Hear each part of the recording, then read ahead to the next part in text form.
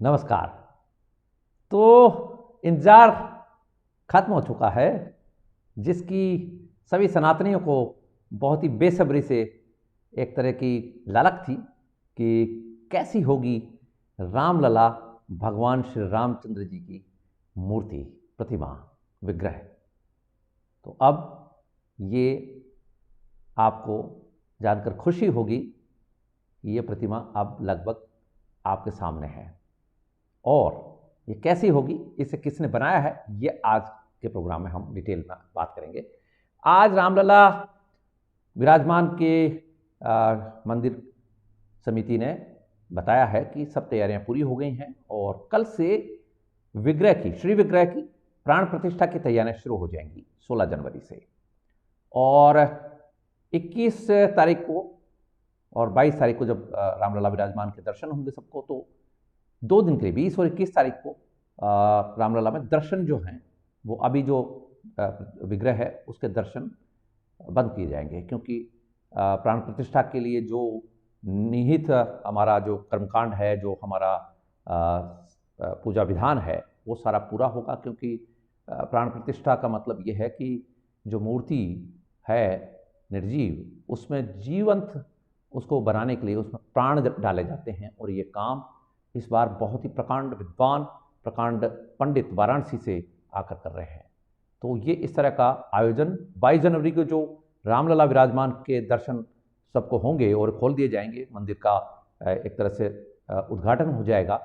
और एक बहुत ही बड़ा आयोजन है, ये भव्य आयोजन है, जिसकी आप सभी मीडिया चैनल्स के ऊपर और न्यूज़पेपर्स में देख ही रहे होंगे। सोशल मीडिया के ऊपर भी बहुत ज़बरदस्त चर्चा है। लेकिन ख़ास बात यह है कि ये जो मूर्ति है ये मोनोलिथिक होगी, यानी एक ही पत्थर से बनी हुई मूर्ति होगी, कोई जोड़ नहीं होगा इसमें। और ये विशालकाय प्रतिमा होगी। और इस प्रतिमा को बनाया है कर्नाटक के मैसूर के रहने वाले एक खानदानी, जिसको कह सकते हैं आप, वंश परंपरा से जो मूर्तिकार परिवार से आते हैं, अरुण योगीराज ने इस मूर्ति को बनाया है। अरुण योगीराज जो हैं वो बहुत ही निष्णात शिल्पी हैं और उनके परिवार में राजशाही के समय से, प्रिंसली स्टेट्स के ज़माने से ये विधा जो है ये उनके परिवार के पास में है। और ये 5वीं पीढ़ी के मूर्तिकार बताए जाते हैं। अरुण योगीराज मैसूर के रहने वाले हैं। इनकी मूर्ति का सिलेक्शन कर लिया है रामलला विराजमान की मूर्ति के लिए, यानी भगवान श्री राम की अब जो आपको दर्शनार्थ मूर्ति वहाँ रामलला विराजमान अयोध्या मंदिर में दिखाई देगी, वो अरुण योगीराज की मूर्ति होगी। अरुण योगीराज के द्वारा शिल्प की हुई मूर्ति वहाँ लगेगी। आदमकद है, विशालकाय है, आदमकद से भी ज़्यादा बड़ी मूर्ति है। और ये करीब 3 टन वजन की मूर्ति होगी। नीले पत्थर से बनाई हुई ये मूर्ति है। और हम चाहेंगे कि एक बार आप देख भी लें कि किस तरह की मूर्तियाँ अरुण योगीराज बनाते रहे हैं। अरुण योगीराज की अभी हाल ही में आपको पता होगा, नई दिल्ली के कनॉट प्लेस के ऊपर जो नेताजी सुभाष चंद्र बोस की मूर्ति बनी और वो 30 फीट ऊंची कैनोपी में लगी। 30 फीट ऊंची नेताजी की मूर्ति बनाई योगीराज अरुण ने। अरुण योगीराज का यही एक महारत है कि वो मोनोलिथिक प्रतिमाएं बनाते हैं, एक ही चट्टान के ऊपर उकेरते हैं। और इतनी बारीक कला है अरुण योगीराज के पास में कि देखकर व्यक्ति दंग रह जाता है। इसी तरह की मूर्ति उन्होंने 21 फुट ऊंची मैसूर में भगवान हनुमान जी की लगाई, वो भी दर्शनीय मूर्ति है। इसी तरह मैसूर के राजा की प्रतिमा भी अरुण योगीराज की बनी हुई लगी हुई है।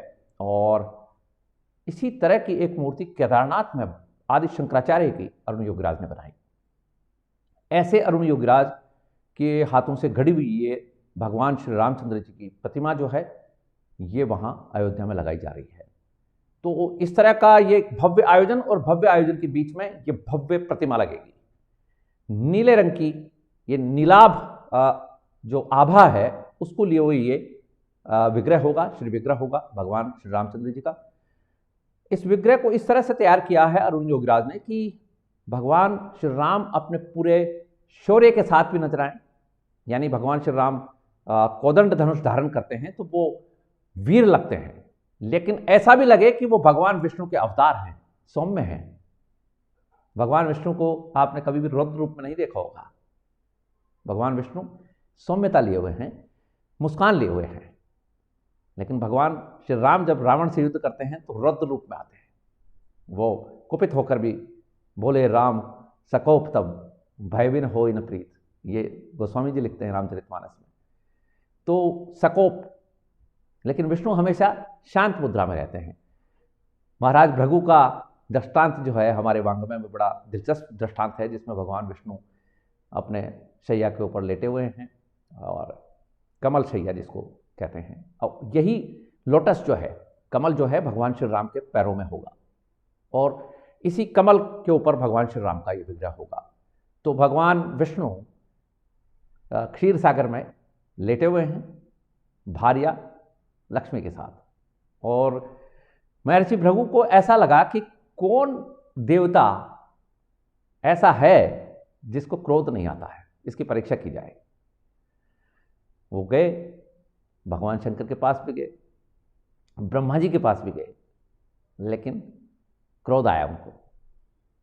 लेकिन भगवान विष्णु के पास जब आए तो भगवान विष्णु उस वक्त लेटे हुए थे, जो कि पद्मनाभ स्वामी के टेंपल में आपको जो प्रतिमा दिखाई देती है, जो श्री विग्रह दिखाई देता है, हाथ नीचे सिर के लगाए हुए लेटी हुई मुद्रा जो है भगवान विष्णु की, पद्मनाभ जिनको कहते हैं, पद्मनाभ का मतलब लोटस। लोटस की जो नाभ है, नाली है, वो जिनकी नाभि से निकलती है, और इसी नाभि से निकली हुई जो लोटस की नली है, यही पूरा गैलेक्सी से लगाकर अखंड ब्रह्मांड इसमें समाहित हैं। ये नली है, ये एक सुरंग की तरह से दिखती है, और जो तपस्वी लोग होते हैं, जो मनोयोगी होते हैं, उनको योग में इसी तरह की सुरंग नजर आती है, ध्यान साधना में इसी तरह की सुरंग नजर आती है, एकदम गोलाकार में वो मार्ग दिखता है। हमारे षष्ठी क्रम में भगवान विष्णु की नाभि से निकली हुई जो लोटस की नली है, इसके ऊपर फिर ब्रह्मा जी विराजमान हैं। ऐसी ही हमारे यहाँ अवधारणा है। आपने हमारे जो वाङ्मय है उसमें इस तरह के चित्र भी देखे होंगे। तो भगवान विष्णु के पास जब जाते हैं महर्षि भृगु, तो महर्षि भृगु ये कहते हैं कि तुम किस तरह के व्यक्ति हो कि मैं महर्षि हूँ और मैं प्रजापति हूँ, तुम मुझे देखकर खड़े क्यों नहीं हुए सम्मान में। और महर्षि भृगु ने भगवान विष्णु के यहाँ सीने पर, छाती पर लात मारी। तो ये श्रीवत्स का जो निशान भगवान विष्णु के यहाँ बीच में रहता है हृदय स्थल पर, ये श्रीवत्स कहते हैं भगवान महर्षि भृगु को, क्योंकि श्री उनकी पुत्री है लक्ष्मी। तो अपने दामाद के लात मारी, लेकिन भगवान विष्णु ने उठकर ये कहा कि कहीं आपके पैरों में चोट तो नहीं आ गई है, क्योंकि मेरा जो वक्ष है ये थोड़ा कठोर है, कहीं आपके चोट तो नहीं लग गई है। ऐसे भगवान विष्णु सौम्य और एकदम लालित्य के साथ में, करुणा के साथ में उनका श्री विग्रह आपने देखा होगा। तो ये प्रतिमा इस तरह की छांटी गई है, एक तरह से शॉर्टलिस्ट की गई है एक तरह से, कि अब हालांकि घोषणा हो गई है। तो अरुण योगीराज की इस प्रतिमा में आपको ये दोनों रूप दिखाई देंगे, भगवान राम का वो शूरवीरता वाला भी और भगवान विष्णु का वो सौम्यता वाला भी स्वरूप इस प्रतिमा में, इस विग्रह में आपको दिखाई देगा। और इसकी प्राण प्रतिष्ठा का जो कार्यक्रम है वो आज घोषित हो गया है। 22 जनवरी के सभी कार्यक्रमों की घोषणा हो गई है। और जिस तरह से गोस्वामी तुलसीदास जी ने चौपाई में लिखा है कि अवधपुरी प्रभु आवत जानी, भई सकल शोभा के खानी। अब अवधपुरी जो है उसकी शोभा ही कुछ और हो रही है, शोभा ही कुछ और है, उसका ग्लैमर ही कुछ और है, उसमें जो चीज़ें हो रही हैं वो आप देखिए जरा कि ये भगवान श्री राम जब श्रीलंका से, जो आज श्रीलंका जिसको कहा जाता है, लंका कहा जाता है, भौगोलिक स्वरूप से यदि हम देखेंगे तो लंका का आज का जो स्वरूप है वो थोड़ा सा डिफरेंट भी था, क्योंकि थोड़ा समुद्र के जो इलाके हैं उन्होंने भी कुछ किया है और कुछ ऑस्ट्रेलिया तक भी मामला जाता है, लेकिन आज का हमारा सब्जेक्ट वो नहीं है। तो वहाँ जब युद्ध के उपरांत भगवान श्री राम जब अवधपुरी आते हैं, अयोध्या आते हैं, तो गोस्वामी जी इसका बहुत सुंदर रूपक घड़ते हैं और बहुत ही श्रद्धा की तरह से, जिसको गोस्वामी जी हमेशा, आपने देखा होगा कि श्री रामचरितमानस जो है वो गोस्वामी जी की आस्था की पुस्तक है। भगवान श्री राम को वो अपना इष्ट मानते थे। इतिहास की तरह से नहीं लिया उन्होंने। रामायण जो है वाल्मीकि जी की, वो एक इतिहास ग्रंथ है, लेकिन श्री रामचरितमानस जो है गोस्वामी तुलसीदास जी का, वो एक स्तुति ग्रंथ है। भगवान श्री राम उनके इष्ट हैं और हनुमान जी उनके गुरु हैं, ऐसा गोस्वामी जी रामचरितमानस में लिखते हैं, बताते हैं कि ये इतिहासकार मुझे माफ़ करें, विद्वान मुझे क्षमा करें, क्योंकि ये जो ग्रंथ है ये मैं मेरे इष्ट देवता की स्तुति में लिख रहा हूँ। अब स्तुति में जो जो उन्होंने लिखा है तो बहुत सारी चीज़ें हैं गोस्वामी जी का। यदि हम वाङ्मय को देखते हैं, उनकी रामचरितमानस को देखते हैं, तो तत्कालीन समय की सभी परिस्थितियाँ, हमारा लिटरेचर, हमारा वाङ्मय, उसकी श्रुति स्मृति, संस्कृत, हमारा रहन सहन, भगवान श्री राम के अवधपुरी का पूरा नज़ारा, श्रीलंका का नज़ारा, पूरे भारतीय उपमहाद्वीप का नज़ारा, जैसे सुग्रीव सेनाओं को भेजते हैं, अपनी सेनाओं को सीता जी की खोज में, वो वाल्मीकि रामायण में तो खैर बहुत ही ज़बरदस्त है। वो तो आप यदि पढ़ लें तो आपको पूरा विश्व का नक्शा समझ में आ जाता है। जैसे कि वेदव्यास ने महाभारत में विश्व का नक्शा बताया है, किस तरह का विश्व ऊपर से देखने पर दिखता है, किस तरह से धरती हमारी दिखती है। तो ये इस तरह का गोस्वामी जी ने लिखा है, और गोस्वामी जी इस मामले में बहुत निष्णात हैं कि वो श्रृंगार उन्होंने बहुत रचा है, और भगवान श्री राम की अगुवाई में जिस तरह से वहाँ कार्यक्रम हुए अवधपुरी में, और जिस तरह से वहाँ के लोगों ने भगवान श्री राम का स्वागत किया, उसको गोस्वामी जी बहुत ज़बरदस्त लिखते हैं। वैसा ही कुछ स्वागत, वैसा ही कुछ दृश्य अवधपुरी में 22 जनवरी को बनने वाला है। और 22 जनवरी के इस मंदिर उद्घाटन समारोह की पूरी जानकारी आज वहाँ मंदिर कमेटी के पदाधिकारियों ने दी है, जो कि मीडिया में सब जगह आपने भी देखी हैं। और यदि हम ये देखें कि 22 जनवरी को क्या क्या होगा, तो 22 जनवरी को प्रधानमंत्री नरेंद्र मोदी, आरएसएस के सरसंघ चालक मोहन राव भागवत, यूपी के मुख्यमंत्री योगी आदित्यनाथ, यूपी की गवर्नर आनंदीबेन पटेल, ये वहाँ चीफ गेस्ट होंगे। लेकिन सभी परंपराओं के, भारतीय उपमहाद्वीप की सभी परंपराओं के संत महापुरुष वहाँ जाएंगे। ये हमारी 100 से भी ज़्यादा परंपराएं हैं, जिसमें जैन, सिख, बौद्ध और हमारे लिंगायत, ये सब शामिल है। ये सब परंपराओं के संत महात्मा वहाँ जाएंगे। और इसमें संत महात्माओं के रुकने के लिए एक तीर्थपुरम नाम का एक टेम्परेरी नगर बसाया गया है, जहाँ पर हजारों की संख्या में हमारे साधु संत जो हैं वो ससम्मान वहाँ आराम पूर्वक रह सकेंगे। ये टेम्परेरी टीन्स का बने हुए कोटेजेस होंगे, जिसमें सब रुकने की प्रॉपर व्यवस्था है, और संत महात्माओं को वहाँ उस तीर्थपुरम में रखने के लिए इंतजाम हुए हैं। बहुत हाई सिक्योरिटी रहेगी, और चूँकि थोड़ा सा देश में सांप्रदायिक माहौल तो आप हम सबको पता ही है, कईयों के छाती पर सांप लौट रहे हैं, और कई लोग इससे परेशान भी हैं। कुछ लोगों ने कई तरह की धमकियाँ भी दी हुई हैं पहले से, और कई जो असामाजिक तत्व हैं, कई जो आतंकवादी तत्व हैं, वो भी कुछ गुल खिला सकते हैं, इस तरह की भी आशंकाएं हैं। इसलिए हाई सिक्योरिटी मोड पर अवधपुरी पूरी ऑलरेडी है, लेकिन 22 जनवरी के लिए और भी सख्त वहाँ पर इंतजाम किए गए हैं। तो इस तरह का 22 जनवरी का ये आयोजन बहुत ही दुर्लभ आयोजन होने वाला है, और पूरा विश्व इसको देखेगा। ये इसकी इस तरह की तैयारियां हैं, और ये जो हम दूसरे मतावलंबियों के आयोजन देखते हैं, उनसे भी ये आयोजन बहुत भव्य होने वाला है। वैसे तो हमारे यहाँ कुंभ का जो आयोजन होता है वो भी बहुत भव्य होता है, लेकिन मेलों की जो स्थिति होती है उसमें स्टैम्पीड, थोड़ी भागम दौड़ इस तरह का होता है, और हम उतना ध्यान नहीं दे पाते हैं, क्योंकि हमारे यहाँ उस तरह की व्यवस्था नहीं है कि हम कमांडमेंट में बिलीव करते हो। हमारे यहाँ आदेशात्मक नहीं है मामला, हमारे यहाँ स्वरुचि के हिसाब से है, लोगों को उनकी रुचि के हिसाब से छोड़ दिया जाता है कि आप आइए दर्शन कीजिए। अब वो आते हैं तो भाग भी लेते हैं, और थोड़ी सी भीड़ भी खड़ी कर लेते हैं, लाइन में नहीं आते हैं। तो थोड़ी सी स्वभाव में आज़ादी मिलने के बाद अराजकता है, तो यह जो आज़ादी है इसको थोड़ा सा समझने की जरूरत है। 1947 में इस तरह की नहीं मिली आज़ादी कि आप अराजक हो जाएं और कहना ना माने। एक तरफ वेटिकन में हम देखते हैं जब आयोजन होता है क्रिश्चियन धर्मगुरुओं के, या कि मक्का मदीना में देखते हैं हज के, आप देखिए थोड़ा डिसिप्लिन है, और एक कंपोज्ड व्यवस्था है, एक स्तर है उसका, लोगों में एक समझ है, आपसी समझ है, और वो एक दूसरे के ऊपर नहीं भागते दौड़ते हैं। हमारे यहाँ ये थोड़ी सी दिक्कत है, तो ये सावधानी जरूर रखनी है। 22 जनवरी को जो भी लोग वहाँ जा रहे हैं उन्हें बहुत आत्मसंयमी होना है, संयम का परिचय देना है, अनुशासन में रहना है और किसी भी तरह की कोई अव्यवस्था फैलने देने के लिए अपना कोई योगदान नहीं देना है, क्योंकि यह आयोजन पूरा विश्व देखेगा। ये आपकी हमारी धर्म संस्कृति, हमारी आस्था, हमारे अगले जो धाम की तैयारी है, हमारे जीवन की गति है, क्योंकि हमारा बिलीफ सिस्टम ये है सनातन सिस्टम का कि यही जन्म नहीं है हमारा।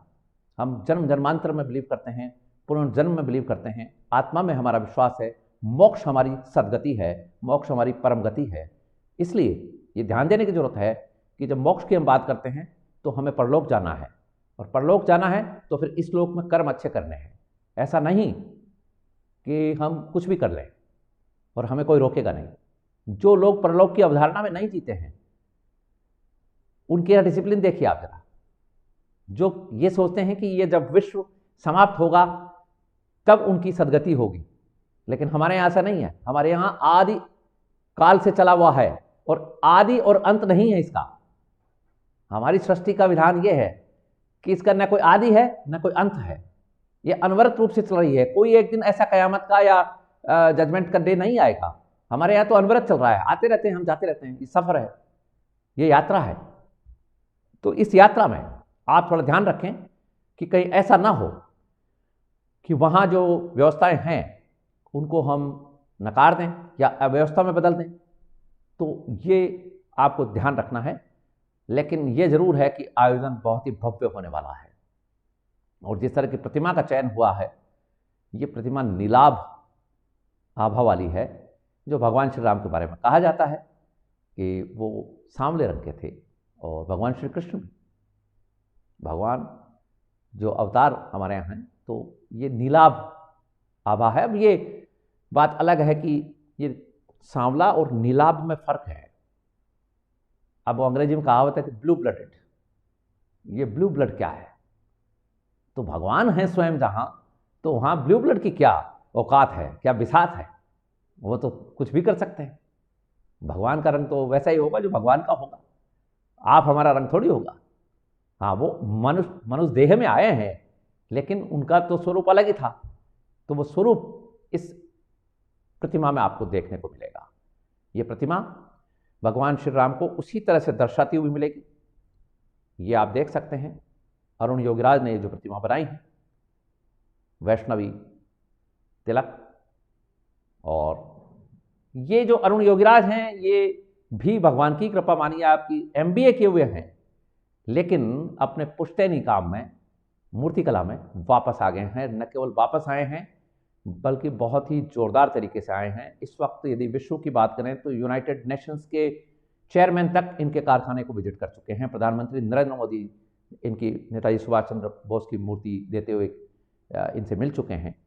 ये आप देख सकते हैं, युवा हैं, MBA हैं, पहले प्राइवेट कंपनीज में नौकरी कर चुके हैं, लेकिन अब ये मूर्तिकला और ज़्यादातर मूर्ति हमारे देवी देवताओं की, हमारे भगवानों की बनाते हैं।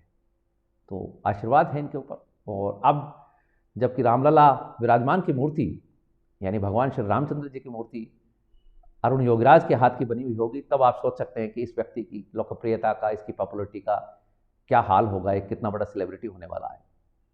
तो दक्षिण कर्नाटक के मैसूर से आते हैं, और राजशाही परिवारों के समय से ही इनको राजशाही परिवारों से संबल भी मिला हुआ था, और वहाँ से इनको स्कॉलरशिप, जिससे पहले के ज़माने में राज सत्ता का जो संरक्षण मिलता था, तो वो भी।